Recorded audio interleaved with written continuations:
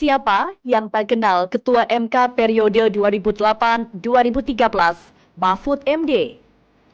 Lulusan Fakultas Hukum Universitas Islam Indonesia Yogyakarta ini, karirnya terus saja meroket. Puncaknya, Mahfud ditunjuk oleh Presiden Abdurrahman Wahid sebagai Menteri Pertahanan.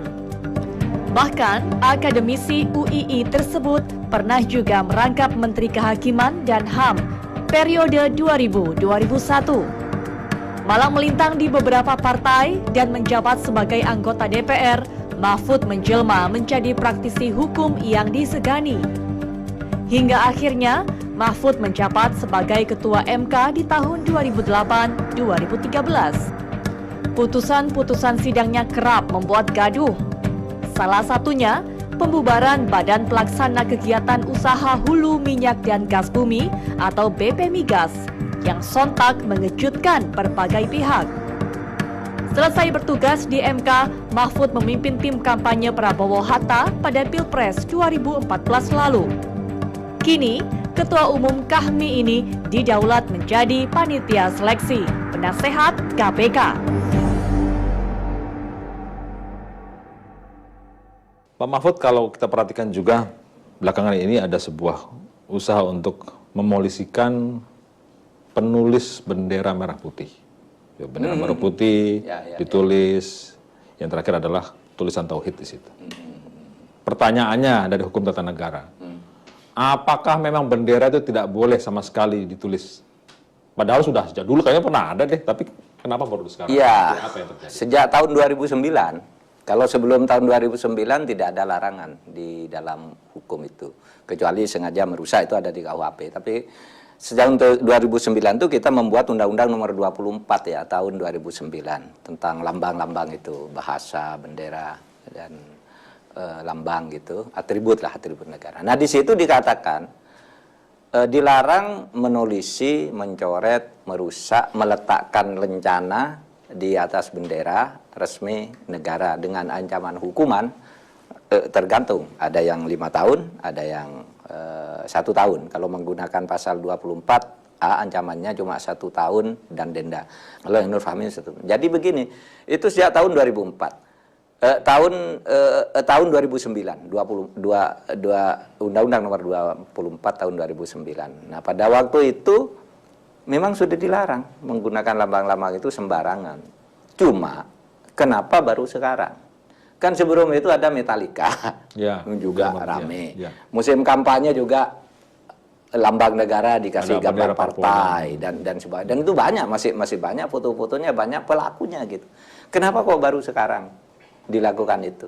Itu lalu timbul kesan politis gitu, kesan politis. Apakah boleh yang begitu dibiarkan? Secara hukum, kalau tata hukum Indonesia ada namanya prinsip restoratif. Hal-hal yang sifatnya kecil itu tidak usahlah dibawa ke pengadilan. Misalnya ada tamu. Menurut undang-undang, tamu yang nginep di rumah Anda harus lapor ke lurah dan camat setempat. Tidak lapor kan tidak apa-apa. Ya. Karena itu bukan kejahatan, itu hanya pelanggaran undang-undang. Nah, di dalam hukum itu ada 2 jenis peraturan itu. Satu disebut mala prohibita, dilarang oleh undang-undang meskipun tidak jahat. Seperti Anda tidak boleh pergi tidak bawa SIM. Kan tidak jahat, cuma tidak bawa SIM, apa jahatnya? Tapi itu mala prohibita. Yang kedua mala insi, dilarang oleh undang-undang, oleh hukum dan oleh moral. Misalnya membunuh, mencuri. Nah itu. Nah, hukum kita itu sebenarnya mulai mengarahkan agar yang berlaku itu mala prohibita. Gitu. Artinya yang masalah kecil udahlah, jangan dibesar-besarkan, apalagi ada orang lain melakukan tidak ditindak dengan cara sama gitu. Itu lalu kesannya sangat politis sekali. Jadi hukum diombang-ambingkan oleh perkembangan politik. Saya mencoba untuk berpikir ala yang memolisikan ini, bahwa bendera merah putih itu ada sesuatu yang sakral, bahwa jangan kemudian merendahkan bendera sebagai lambang negara kita. Bukankah itu baik? Iya, undang-undangnya baik agar merah putih itu tidak diperlakukan sembarangan, gitu ya. Tetapi coba bayangkan kalau Anda meletakkan bendera merah putih lalu diberi gambar sepak bola. Itu karena ingin mengatakan bahwa Indonesia itu hebat loh sepak bolanya gitu. Bukan menghina merah putih. Indonesia itu adaptif dengan persepak bolaan merah putih. Misalnya kalau berprasangka baik. Ditulis Allahu Akbar. di bendera merah putih. Kalau niatnya agar Allah itu selalu melindungi merah putih ini misalnya, kan bisa. Tergantung itunya kan, tergantung persepsinya. Iya, tergantung persepsinya dan latar belakangnya juga. Dan latar belakang kenapa dia melakukan itu. Nah, tetapi memang kalau yang begitu-gitu dibesar-besarkan, di Indonesia banyak sekali yang begitu. Di berbagai daerah, di desa orang buat kreasi sendiri-sendiri. Akhirnya energi habis untuk urusan yang gitu. Iya, iya. Habis energi kita ngurus yang kayak gitu-gitu. Kan kejahatan tuh harus kembalikan. Ada mensreanya enggak gitu. Niatnya ada enggak gitu ya. Itu dulu. Kalau perbuatannya itu apakah jahat apa tidak diukur gitu. Ya, tapi mensreanya ada enggak? Orang kadang kalau saking senangnya merah putih dijadikan kok sarung bantal lalu ditidur kan enggak boleh. Begitu. Jadi apa yang harus dilakukan kalau saya adalah keluarga orang yang dipolisikan karena urusan menulis bendera merah putih, apa yang harus saya lakukan?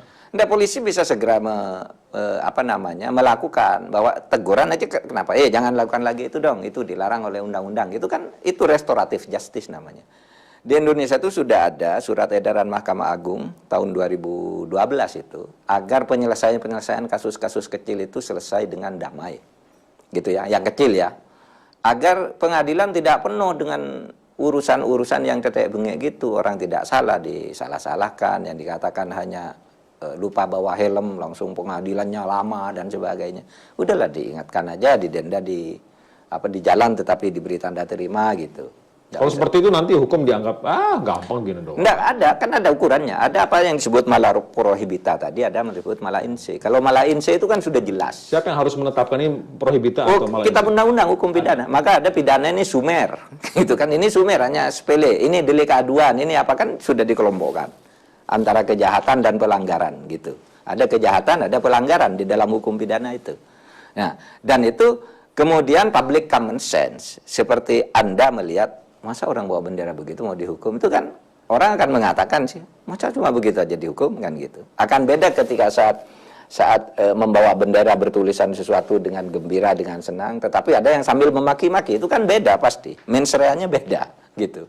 Nah yang begitu-gitu yang harus diurus dengan benar gitu. Tetapi hal-hal lain yang kecil-kecil, kalau saya kembalikan aja.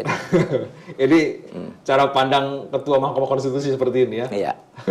Nah, pertimbangannya sekali lagi begini.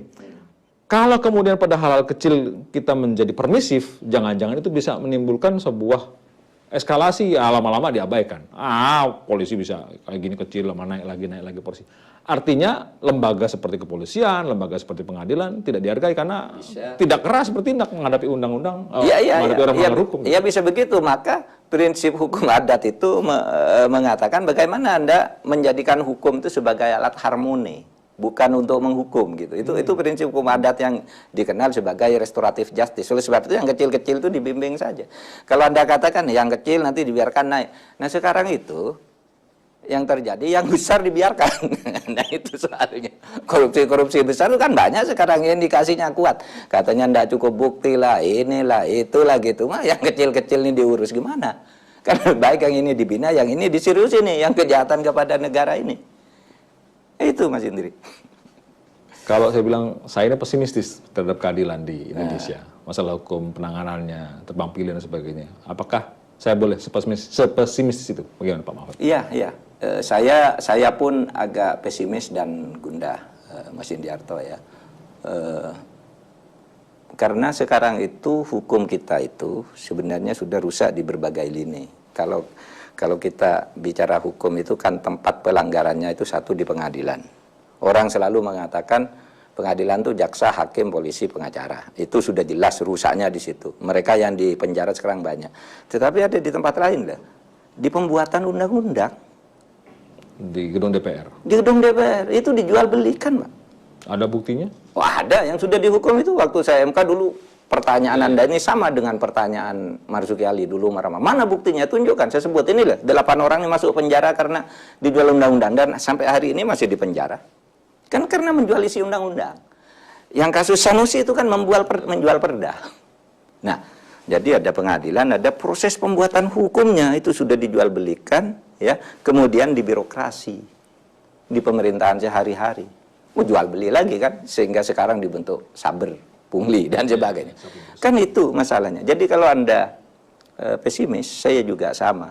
gundah terhadap situasi ini sudah lama. Karena kunci, saya katakan, seluruh persoalan bangsa ini akan selesai lebih dari 50% ketika hukum sekarang dijadikan komitmen untuk ditegakkan bersama-sama. Sisanya itu ad hoc. Sisanya ad hoc menurut saya. Tapi hukum ini yang di birokrasi, di pengadilan, kemudian di parlemen. Nah itu supaya benar-benar, karena bangsa kita sangat bergantung dengan itu.